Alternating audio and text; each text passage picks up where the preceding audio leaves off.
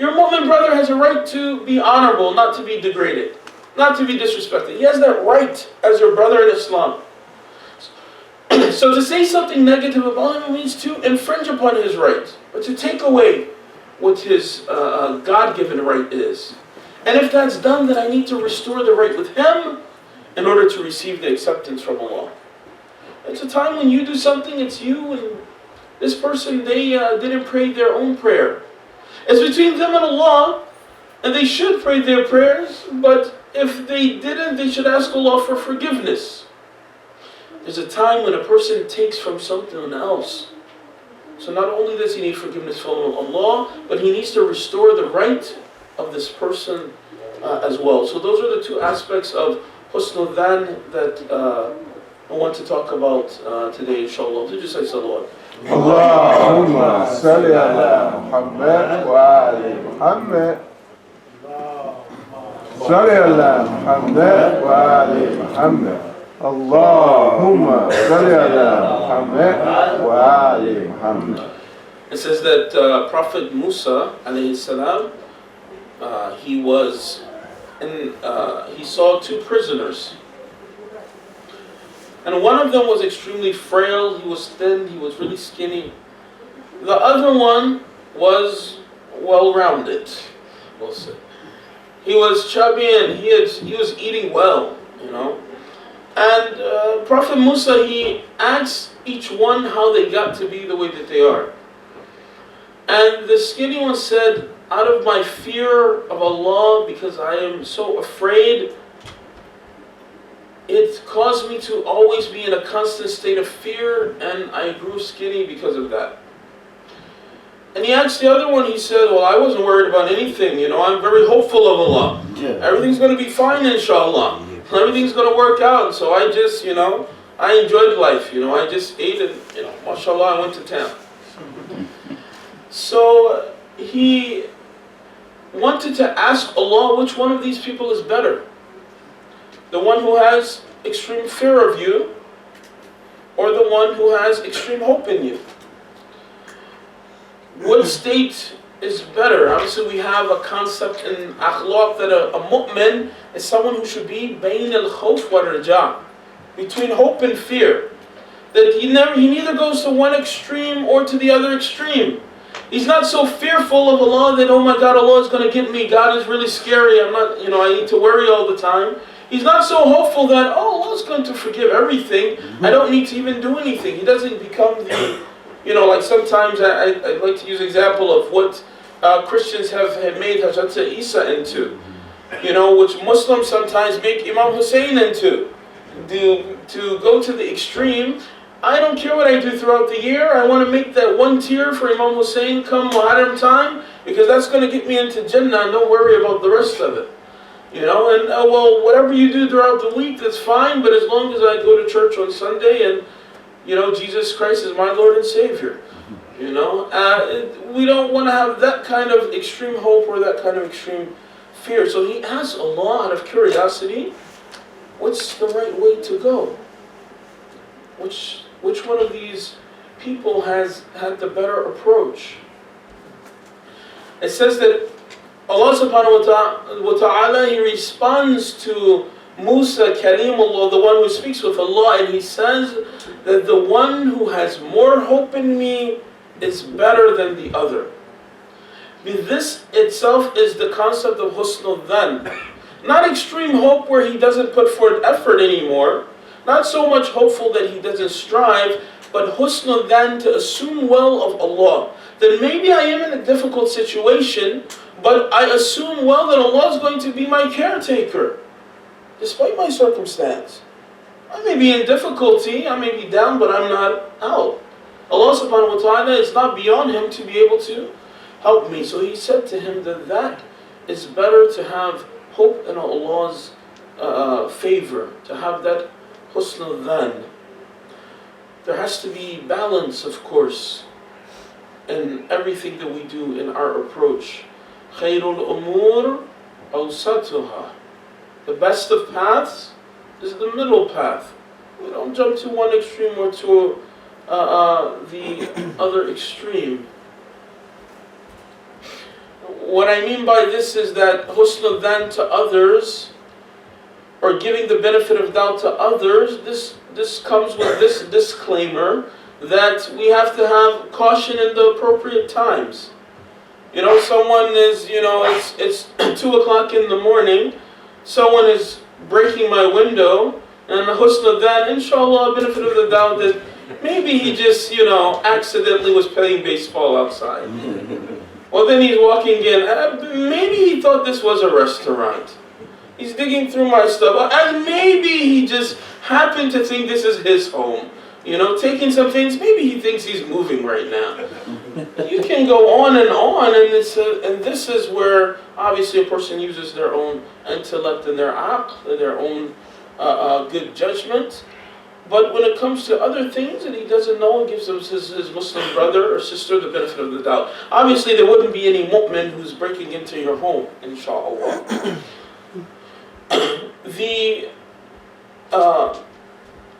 And we want to judge others, right?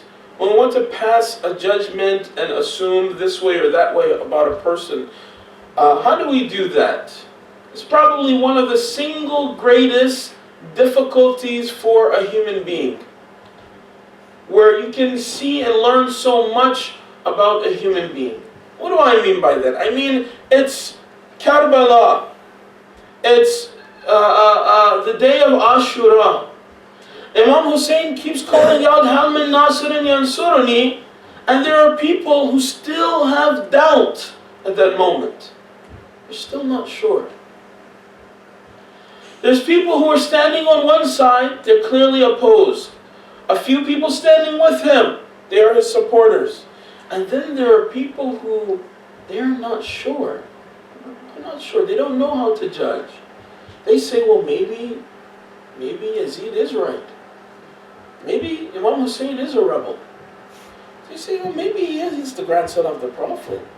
Maybe there's all these things, traditions mentioned about him. They can't decide, they can't understand, they can't come to conclusions to judge that this, and make a decision that this is what's right or wrong. Struggling with making decisions. A lot of people have to go through this. So one of the things that's mentioned, because, you know, when we pass judgment upon others, we have to be very careful, because they say that there's a tradition that mentions that there's a place in hellfire, a place which was of its heat, of the intensity of its heat, it complained to Allah. Allah, I can't stand myself. I can't tolerate myself. I'm too hot. I just can't deal with it. Complain to Allah of itself. And Allah speaks to this place in hellfire and says, be quiet. What you feel is nothing compared to those who are put in a position of judgment. And they took the wrong side. They made an error in their judgment that between who's right or wrong, well, maybe this person. He said, that's nothing. Why does it mention in the ziyarat of Ashura, it curses the people who opposed Imam Hussein, but it doesn't stop there. It curses Sami'at wa radiyat bih. They heard the cry, but they were just chilling. They were just like, I don't want to get involved. I don't like all these politics. I don't want to have anything to say. You see this all the time, right? People, they don't want to get involved. They don't want to have an opinion. Who's right? Who's wrong? Protesters are right. Police are right. Everybody's right. Kumbaya. Everybody's right. Everybody's also wrong. They don't want to take a stance. Why Imam Mahdi would not appear? Who's going to stand with him? He's right. Well, maybe they're also right. People want to have this issue in their judgment. It's not an easy thing. identifying what is right is something that's extremely important. The place in hellfire has nothing compared to the place or what the difficulty will go through on the day of judgment, the person who passed this kind of wrong judgment. So Husn al-Zan has its place. Husn al-Zan has its place when we're dealing with our Mu'min brothers or sisters. Saying this to say not to rush to judgment. Right? Now this may means more specifically talking about those in an official position of authority as a judge in society. But nonetheless, don't rush to be in that position in your basic areas of your life. There's a story of Prophet Dawood, and one of the things that he asked Allah subhanahu wa ta'ala for, a very interesting story. Prophet David, he speaks to Allah and says, "Oh Allah," he prays, he says, "Give me the ability to be able to see the judgment of the hereafter in this world." Allah says, "Dawood, you asked me for something that no one has asked before. And I will show you." Because sometimes what you see with your eyes on the outside, the outer apparent thing, is much deeper and much more to the story. Things that we don't know. Things that maybe have been hidden from us. Things that we are unaware about. Things that we lack the esoteric insight to be able to grasp and understand. So a child is brought to him along with an older man. At that moment that the child, teenager, and this older man, at the moment that they were brought before the court of Prophet Dawood, obviously one of the judges, one of the things that many of the prophets did in their societies was they were judges for people as well. They acted as this form of mediation and arbitration and for serious matters.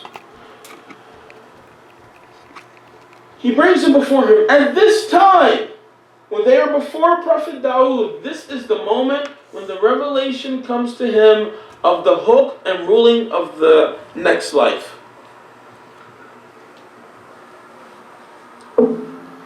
It says that this boy, they brought him to Prophet Dawood.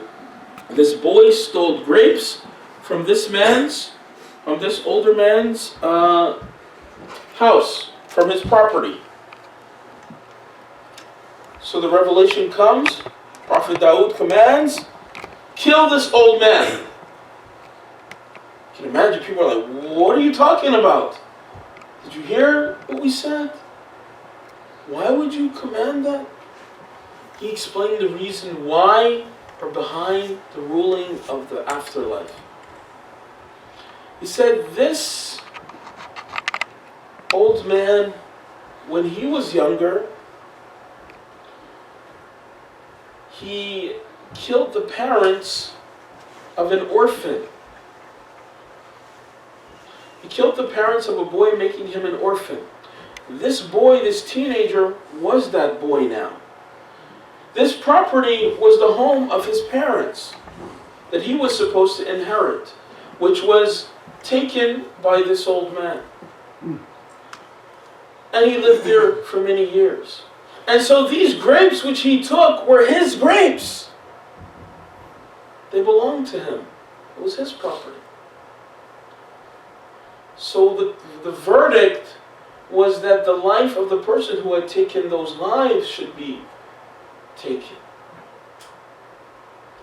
So don't jump to conclusions about certain things, especially when in terms of dealing with and passing judgment upon others. What do you know about what's behind the scenes and what happened and all of the things that have transpired, what state they are in? We don't know all of these things. This is why the person whose eyes become purified, so to speak, they have that added bonus Maybe they see things as they are in the reality that they are. You hear about a mystic, a scholar, an arif, someone who through their self-purification and self-development and lifelong dedication of staying away from sin and doing the good deeds and so on and so forth, they achieve a status or state where what they see is not just what's on the outside, they see everything clearly. Maybe they may see not just the person, that what the person is saying, but what their intention is behind that. What type of person they are. How sincere they are, the good in them that they are, and so on and so forth. But for the most of us who don't have this level of basirat and insight, then we have to give that husn al-dhan anyway. One of the ulama, one of the great scholars of Irfan is Ayatollah Muhammad Taqi Behjat, may Allah have mercy on his soul. And he was one of those scholars who, they would say that if he looked at you, he could see what type of person you were. What type of person your